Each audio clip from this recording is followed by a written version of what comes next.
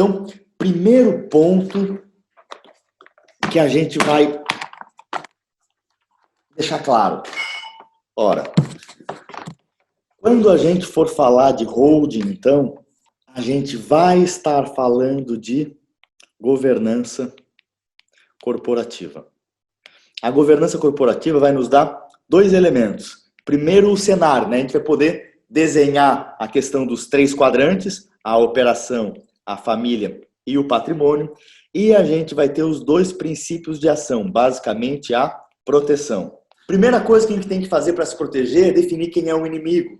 O inimigo que a gente está se protegendo inicialmente é aquele inimigo que o nosso cliente está vendo. É o elemento número 2.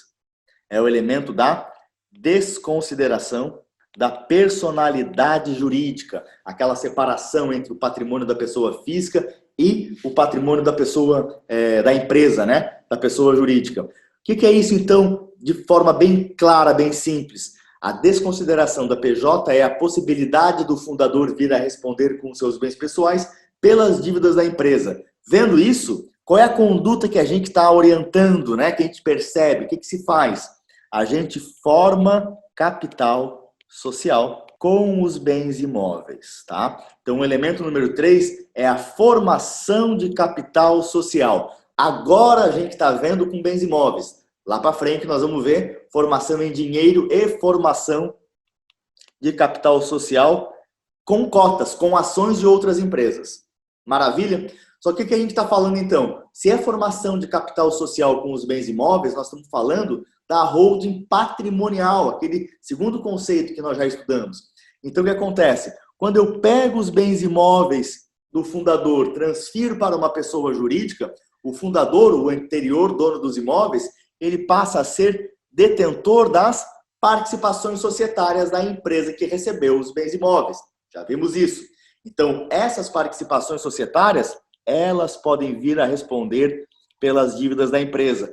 Essas participações societárias deverão ser doadas para os seus herdeiros. A gente começa, nesse item 4, a resolver, né, um problema levantado ontem, que é o inventário, né? Então, não vai mais ter inventário. Por quê? Porque o pai não vai mais ser proprietário de absolutamente patrimônio nenhum. Ele vai ter doado tudo em vida para os seus filhos.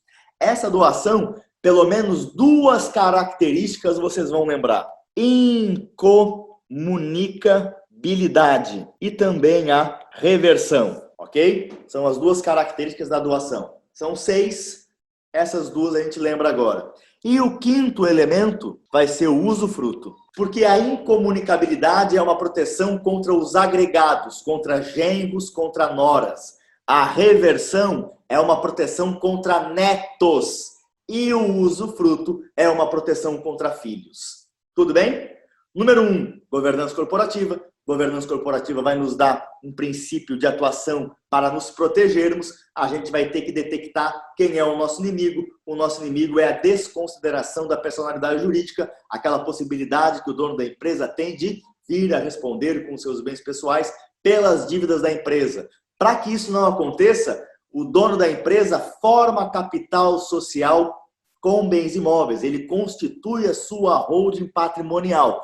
E para que as cotas da holding patrimonial não venham a responder pela desconsideração da pessoa jurídica, ele doa essas cotas para os seus herdeiros com cláusula de incomunicabilidade, com cláusula de reversão e também se reserva ao direito de exercer o usufruto sobre essas participações societárias. Vamos, professor, só uma dúvida. Incomunicabilidade para não comunicar com os genros,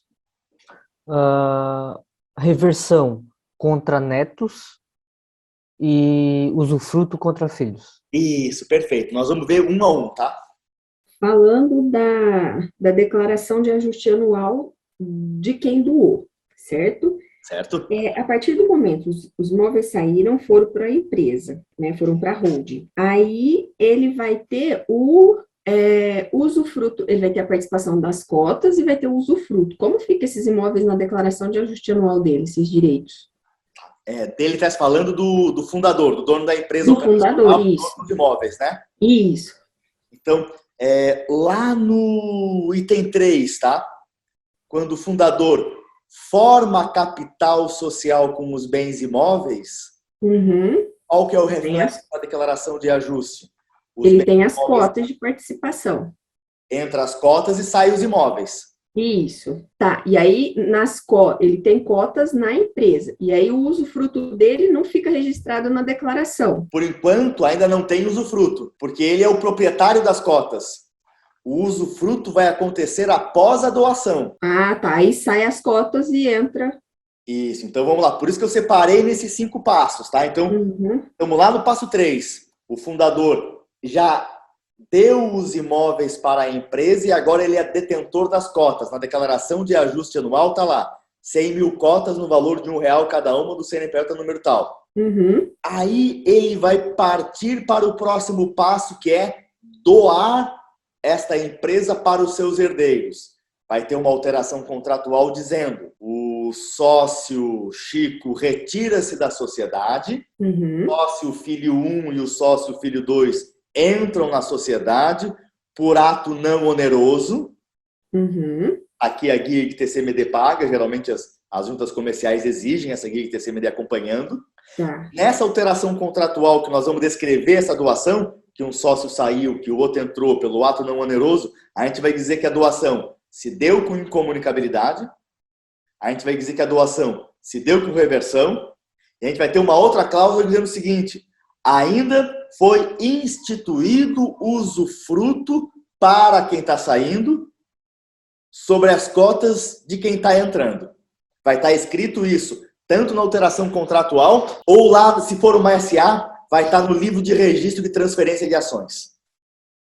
Aí eu transferi ações para o meu filho, vai estar lá no livro, né? Cessão não onerosa com usufruto, e no usufruto vai ter um parágrafo dizendo: o usufruto engloba o direito ao voto. Bem detalhado, está tudo isso escrito no contrato social. Aí, reflexo lá na declaração de imposto de renda, detalhezinho bem cruel, tá? O sujeito que doou as cotas vai dar baixa nas cotas. E não daria entrada em nada, porque ele doou. Claro, não vai dar entrada em nada. Só que ele se reservou o direito ao usufruto. E só para dar mais um detalhezinho, olha que interessante. O usufrutuário, em determinado momento, pode receber lucros da empresa da qual ele detém o usufruto das cotas. Ele pode receber esses lucros? Pode. Aí gera um problema para a gente na declaração de imposto de renda desse sujeito, quando a gente vai colocar lá no rendimentos isentos e não tributáveis, lucro de algo que ele não tem. E não tem nada lá na ficha bens e direitos para dar origem a isso. Então, durante muito tempo, deu essa dúvida, e hoje, se eu não me engano, tá, Maria Lúcia? Acho que já tem até no Perguntas e Respostas da Receita que a gente deve declarar o usufruto na ficha bens e direitos por 1 centavo. Só para constar a justificativa da entrada. Era isso que eu ia falar, professor. Entendi. Normalmente usa como outros bens e direitos, né? Para deixar só registrado os direitos de receber. Isso. Entendi. Só uma dúvida que surgiu agora, na verdade, questão de planejamento. Vamos imaginar que eu não quisesse trabalhar com a ideia do pagamento do ITCMD. O sócio integralizaria os bens nessa empresa, seja patrimonial, seja operacional. Ele poderia realizar uma venda aos filhos com pagamento futuro, onde os filhos iriam remunerá-lo, que no caso seria a própria distribuição de lucro. Nesse caso, a gente fugiria da ideia do ITCMD? Esse é o segredo que nós vamos estudar o final de semana inteiro. Nós vamos fazer isso aqui uma mescla, tá, Emerson? A gente não pode anular o ITCMD 100%. Por quê? Porque senão a gente não consegue gravar com a cláusula de incomunicabilidade nem com a cláusula de reversão. No caso, ele teria que, digamos, dispor como doação uma parte e a outra ele poderia realizar como venda. Ou tem alguma proporção que deveria respeitar ou é livre? Tem sim, olha só. Vou ser mais metódico, tá? O segredo que nós vamos aprender lá, o item 6 e 7, nós estamos aprendendo até o 5, tá? Então, é a governança, desconsideração, isso aí está dominado. Agora a gente está conversando sobre a formação de capital social com bens imóveis, que o cara vai ficar com participações na sua declaração de imposto de renda. Essas participações ele vai doar para os seus herdeiros e vai se reservar o usufruto. O que o Emerson está dizendo? Pô, Renatão, na boa, isso vai sair caro pra caraca. 8% sobre o valor de mercado do patrimônio das famílias, estamos falando de 8, 10 milhões de TCMD. Então, família média tem patrimônio de 100 milhões de reais. Imagina as grandes, né? Então, é muita grana. Aí vem o passo 6 e o passo 7. Qual que é o passo 6? Relações de controle, tá? O que vocês têm que entender agora? Compra de cotas, é que o Emerson falou. E tem o item 7. O que é o item 7? A distribuição de lucros, para que alguém tenha dinheiro para comprar o patrimônio. Basicamente isso, vamos, tá? Só para não deixar o Emerson perdido na resposta. Então a resposta é sim, a gente vai usar a venda, e a resposta é não, cara. A gente não vai anular 100% o ITCMD.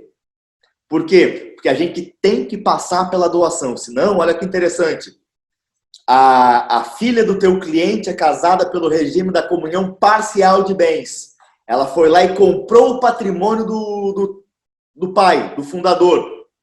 2 dias depois, ela toma um pé na bunda e o cara se separa dela. O que ela comprou do pai vai entrar na partilha. Se ligou no problemão que a gente criou, cara? Pensando em planejamento tributário. Por isso que eu falo dessa matéria. Ela é punk, galera. É punk. Porque... Economiza e perde patrimônio. Irmão, isso vai sair caro que dói, cara. Tu não faz ideia. Porque não é só questão do patrimônio. É a guerra familiar que se vai instaurar. Se essa filha que está se separando tiver uma irmã, cara, e essa irmã estiver sendo prejudicada porque o cunhado...